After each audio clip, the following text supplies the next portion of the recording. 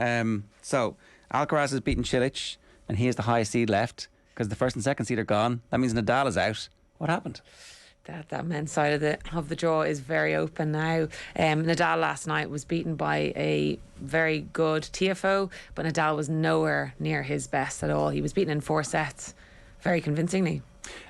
He had been complaining about the pain that he'd been suffering all year and how this was it felt like it was coming to an end. Is this the last time we're going to see Nadal in the US Open, do you think? I don't think so, no. He even said it yesterday after the match. He was like, see you next year. He was very sure about that. He's had a lot of ailments and injuries this year, and he was saying in his post-match press conference that he was training very well and felt really good on the practice court, but just wasn't converting it onto the match court. So you could see in the early rounds he wasn't Nadal at his best, and it showed last night when he was beaten. Tell us about Tiafoe. Should we expect him to be competing at this level? Is this something that he's been building towards, or is this a bit of a shock? It is a bit of an upset, yeah, but he said coming into the tournament he was saying, he's going to go far in this tournament. I mean, it's his home slam, the US Open, but that comes with a lot of pressure. Typically understated American tennis player, yeah. Yeah, there's a good few of those, yeah. But he's that kind of player that we've seen the last years. He's only 24, so he's still quite young, but he's that kind of player, like, he's fun to watch, he's explosive, he's really quick around the court, but he just hasn't been able to back up his wins. He hasn't had that consistent form, so it'll be interesting to see, will he back up such a big win like this? I mean, this is going to take a huge emotional toll on him, and yeah, we'll see, can he back up that form. It's funny, I was listening to Tiafoe speaking after the match, like, and some of the quotes from him were great. Like, he was talking about getting to the quarterfinals of the Australian in 2019 but couldn't really push on, and he was saying, honestly, when I first came on the scene I wasn't ready for it mentally and mature enough. Talked then about his team around him now. It's kind of similar to Nick Kyrgios in some ways, that he talks about the team around him and how that has really, really helped him. Like, it's an interesting... It highlights the importance of the people around you as a tennis player at the top level. Absolutely, and you can see that with the likes, as you mentioned, Kyrgios there. He doesn't have a coach, so that has to be impacting him, although he's having some super form at the moment. With Tiafoe, yeah, he's changed his coach. He brought on a guy called Wayne Ferreira, who's a pro himself, earlier this year, and that's made a difference. He's had some good results this season, so I think he's changed the way he's been training physically as well, so he's looking really fit and lean at the moment. So, who knows what could happen. Hopefully that's a sign of good things to come, but in the recent years, yeah, he said he hasn't been able to back it up, but let's see what's going to happen. So we know the quarterfinal makeup of the men's. On one side of the draw, it's Rudd and Berrettini will play the winner of Kyrgios and Khachanov. Yeah, Khachanov, yeah. Khachanov? Yeah. So, I don't know, this is one of those things where Kyrgios beats the number 1 seed and then goes out to the number 27 seed. Is that possible?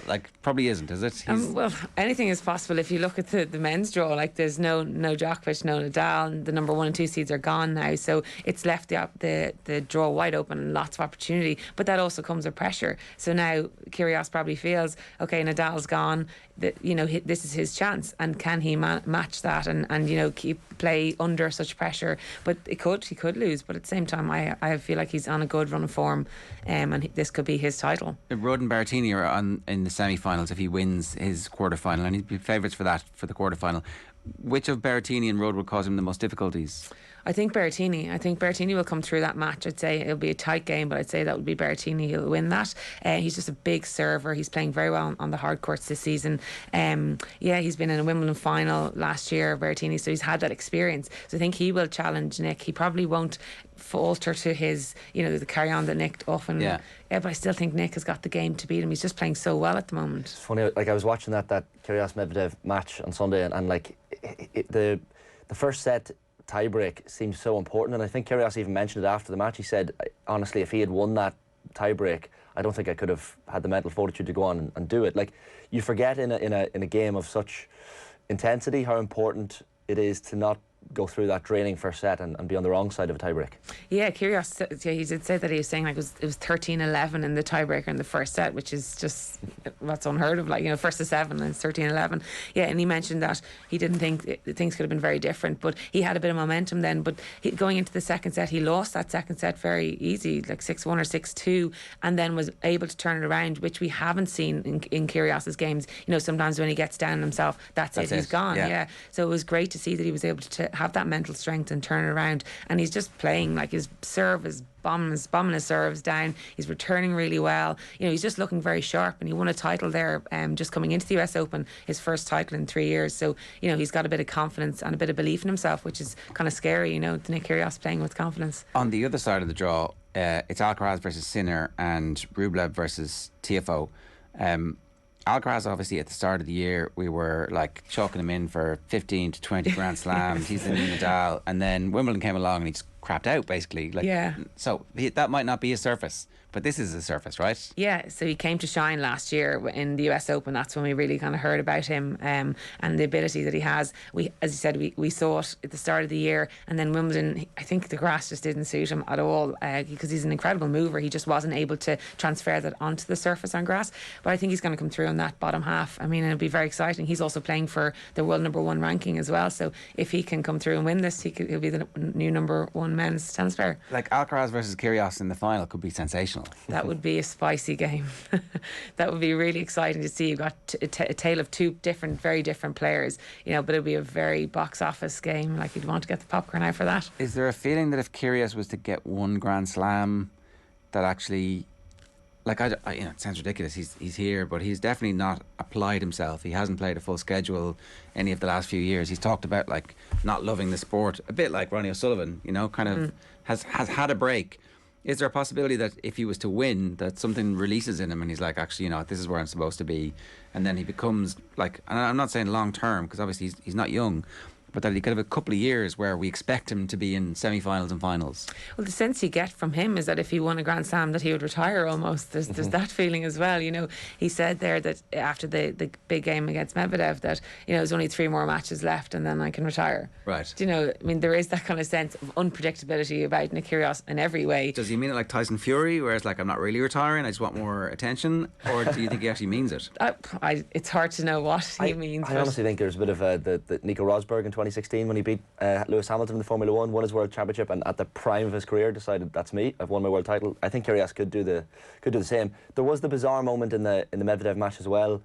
A lot of people have seen the clip on Twitter where the volley is obviously landing on Medvedev's side of the net, and Kyrgios comes around and fouls it. I mean, you just don't know what to expect.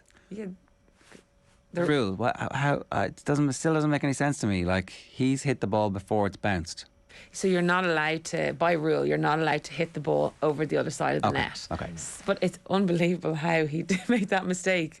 And the first thing he said after the game was like, he looks like a fool. And I think it's probably safe to say he does. But mistakes happen in the heat of battle. I honestly thought, because of the character of Kyrgios, immediately I thought he's just doing this for the laugh. Yeah. In terms, but obviously it was a mistake. When you actually see it, you're like, he was like right in front of Medvedev, almost hitting the shot. Like, as we know, there is one exception to that rule, that if the player on the other side hits the shot with backspin, it bounces over on your side and then bounces back, then you can reach and hit the ball on the other side.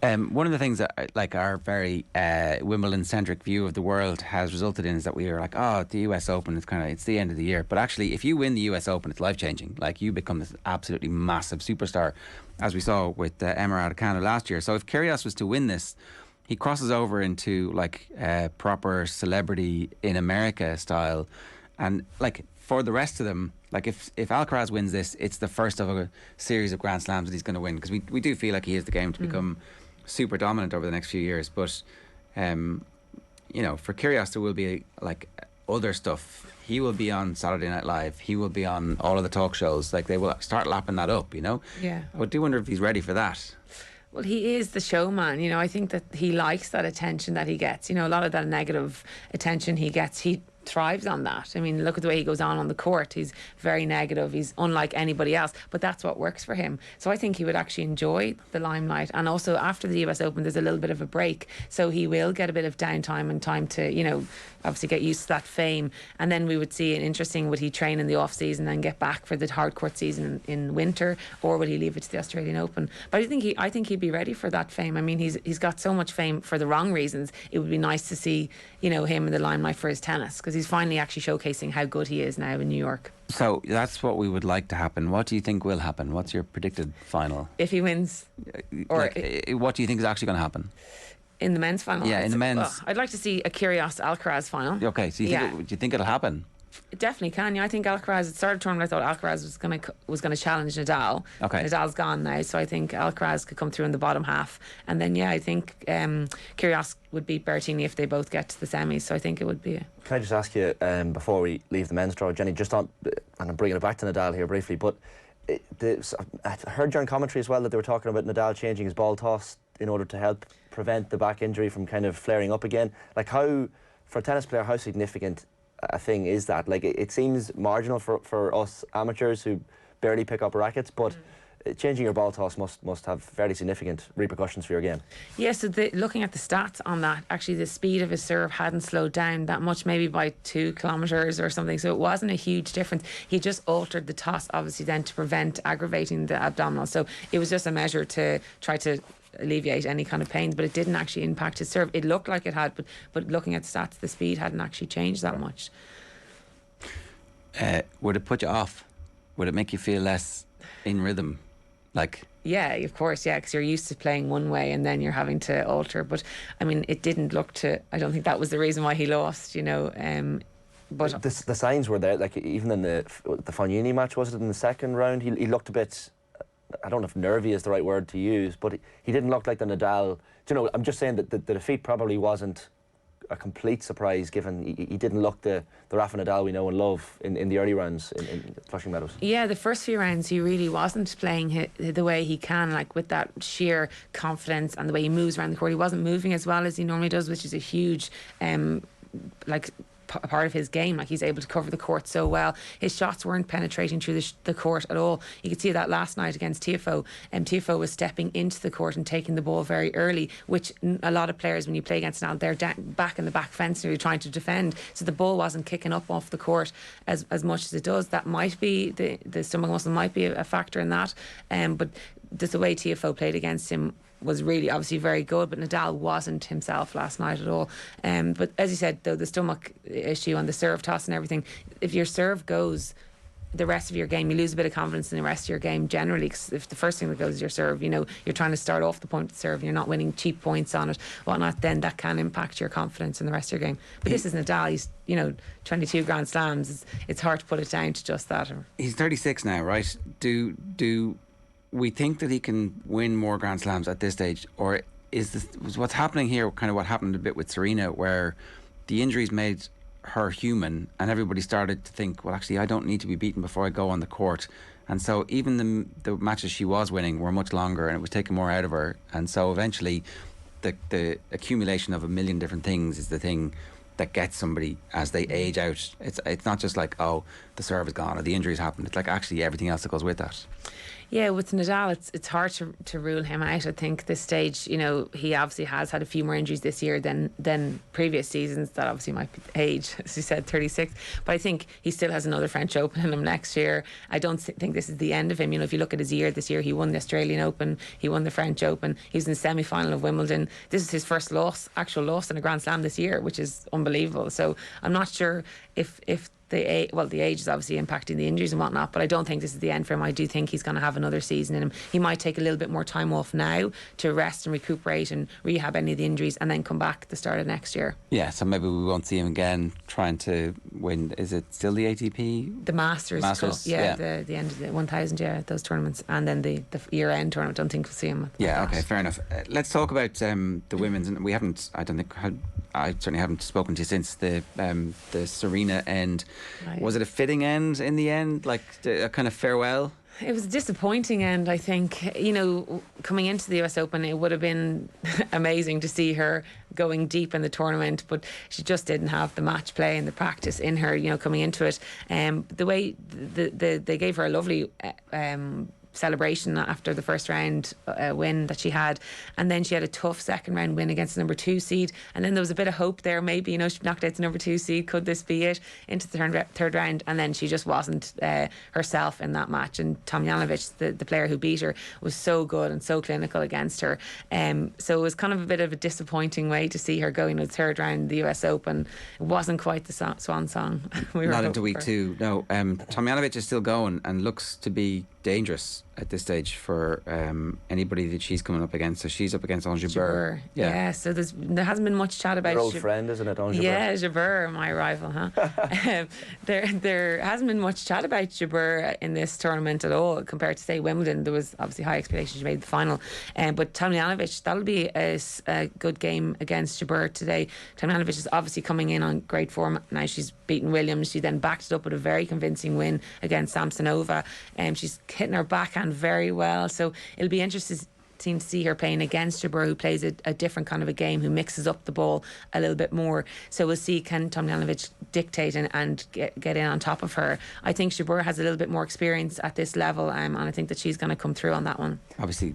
Go on. No, I was just going to say, like, you talk about, someone winning and changing their lives massively, like Coco Gauff, as someone immediately comes to mind as, like, 12th seed. She hasn't dropped a set yet, I think, in this year's tournament.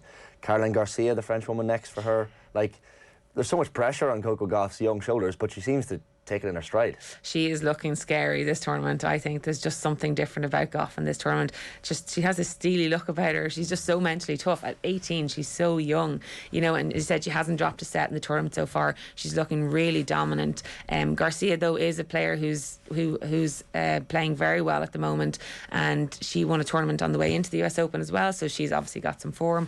Andy Murray said about her like 10 years ago about Garcia, he was like, she's going to be the next number one in the world. She hasn't obviously gotten there yet, and that was 10 years ago. But I thought that when they said that, he was talking about Gauff. But I think Gauff will come through on that match. I think Gauff is going to. This could be an opportunity for her in the US Open. I know she's on the same half as Swiatek, but I just think there's something different about her in this tournament. She's just got this, as I said, that steely look in her eyes, and she's playing so well. She's serving well. She's dominating her opponents. She's all over it. Like, she's so confident. It's amazing to see. So this could be her. It could be like Sharapova, age 17, winning Wimbledon levels of madness if Gauff won. Yeah. They go mad in the States if she was to win. Like at 18, then. She's so young. She has a lot of potential, though. I think she's going to be a star of the future, definitely in the women's game. It feels a little bit like the women's game is on the verge of that type of like superstar. Yeah, we're waiting for it on the women's side. I mean, there was Osaka there, in the last few years, who we thought was going to be the next big player. Well, she still is, obviously. She's just had a few injuries. But Gauff is, we've been talking about her for the last 3 years since she shot onto the scene, beating Williams in Wimbledon when she was only 15. So, the way that her team have managed her has been amazing. Like, they've really kept her away from the limelight. So she hasn't been exposed too much, I think, to the external pressures that comes with being such a star. And I think the American media are quite good at kind of letting her do her thing. Unlike the British media. Unlike Raducanu. Well, that's and the obvious media. comparison here, right? Yeah, well, they're the same age. I think maybe Raducanu's a year older, but the difference in their paths have been just astronomical. Raducanu shot to fame winning the US Open last year and just hasn't been able to perform and back it up at all. And then she's obviously had the issues off court, and her team isn't settled. Whereas if you look at Gauff, she hasn't quite had the results. Okay, she got to the French Open final this year. We've been talking about her, but there isn't that same pressure on her from the media. So I think that Gauff has got the upper hand advantage there on that one. Swiatek's only 21 as well.